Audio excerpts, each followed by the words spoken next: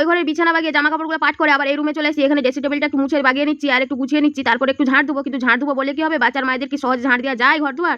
কত জিনিস, এত নুড়ি ছিল সেগুলো বার করলাম, তারপর এখানে ড্রয়িং করেছিল সেগুলো সব গুছালাম, তারপরে ওর যত খেলার জিনিস ছিল সেগুলো সব গুছালাম, তারপরে দেবো ঝাঁট। তো আজকে না জামা কাপড় কাছে না, এমনিতেই বেলা হয়ে গেছে, 11টা পেরিয়ে গেছে, এখনো কলে জল চলে যাওয়ার সময় হয়ে গেছে, জল কাজ করবো। জলগুলো আমি একটা একটা করে বাথরুমে মাঝে মাঝে ড্রাম ভরতে বসে দিয়ে এসেছি, এবার কাজের ফাঁকে ফাঁকে এই জন্য বেলা হয়ে যাচ্ছে। আবার যদি জামা কাপড় কাচি তো আরও তো অনেক বেলা হয়ে যাবে, রান্নাও তো করতে হবে, মেয়ে বাড়িতে আছে খাবে, ওকে তো খিদে পেয়ে যাবে। তো ওই রুমটা ঝাঁট দেওয়া হয়ে গেছে, এই রুমটা করছি।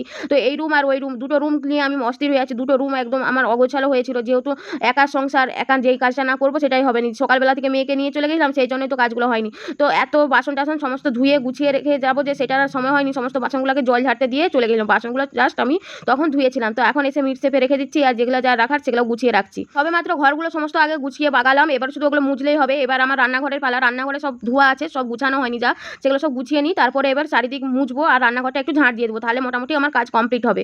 আর আসা যাক তোমাদের কিছু কমেন্টের কথা। তোমরা এত সুন্দর সুন্দর কমেন্ট করছো, তোমরা অনেকেই বলো তোমার মেয়ের নাচ খুব ভালো লাগে, তোমার মেয়ে খুব সুন্দর আবৃত্তি করে, বা তোমার মেয়ে গান করেছিল সেদিন আমি গান একটা ছেড়েছিলাম, সবাই খুব প্রশংসা করেছো, সেগুলো শুনতে আমার খুব ভালো লাগে। থ্যাংক ইউ সবাইকে। আবার তোমরা ভিডিওটা দেখে কমেন্ট করো না যে হাঁড়িগুলো সগড়ি, এগুলো সব ধরে দিল, এগুলো কিন্তু কিচ্ছু সগড়ি না, সব বললাম তো সকালবেলা ধুয়ে মুছে পরিষ্কার করে গিয়েছিলাম। আর হাঁড়ি তো একদম মেজে জল ভরে রেখে গেছি, জাস্ট এখন গুছিয়ে রাখলাম, তারপরে এগুলো মুছবো বলে সব সরিয়ে রাখছি।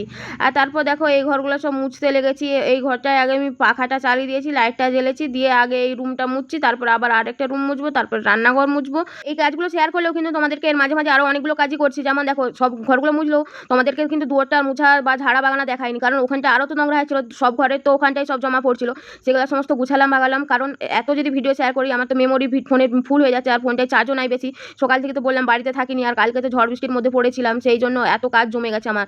যেহেতু বাড়িতে থাকিনি সন্ধ্যে থেকে, আর সকাল থেকেও চলে গিয়েছিলাম, সেই জন্যই এতগুলো কাজ আজকে। ওই জন্য সব দিনই কাজ তো থাকে, কিন্তু কাজগুলো টাইমে টাইমে হয়ে যায়, আর আজকে তো কাজগুলো টাইমে হচ্ছে না, কারণ একটু বললামই তো গিয়েছিলাম। ব্যাস ঘরগুলো আমার মুছা হয়ে গেছে, এবার রান্নাঘরটা একটু মুছার পালা। আর রান্নাঘরটা না আমার এখনও অনেক কাজ বাকি আছে, যেমন একটা স্ল্যাব করতে হবে, স্ল্যাবে না রান্না করতে লাগলে আমার খুব কষ্ট হয়, উঠে বসে আমার কোমরে খুব যন্ত্রণা হয়, কিন্তু কিছু করার নেই, এখন হয়নি। তো তারপর দেখো তোমাদেরকে শেয়ার করছি কী অবস্থায় দেখেছিলে প্রথমে, মনে আছে ঘরগুলো? তারপরে দেখো সমস্ত ঘরগুলো মুছে বাগালাম। আর আমাদের সিমেন্টের মেঝেগুলো না বড্ড লাল হয়নি, সাইজের জন্য এরকম লাগে কেমন একটা, কিন্তু আমি প্রত্যেকদিনই মুছে নিই। আর তারপর দেখো স্নান টান করে নিয়েছি, একবার পুজো করে দিলাম, তারপরে একটু রান্না করেছিলাম, কি বলো তো, অতি সাধারণ একটি রান্না করেছিলাম, কারণ আজকে বাজার যাওয়ার আর হয়নি এই সকল কাজ করতে যে। আর আসলে একার ফ্যামিলি হলে যা হয়, সব কাজ তো আমাকে একাকেই করতে হয়, সব কাজ করতে গিয়ে একা, আর বাজার যাওয়ার আজকে সময় হয়নি।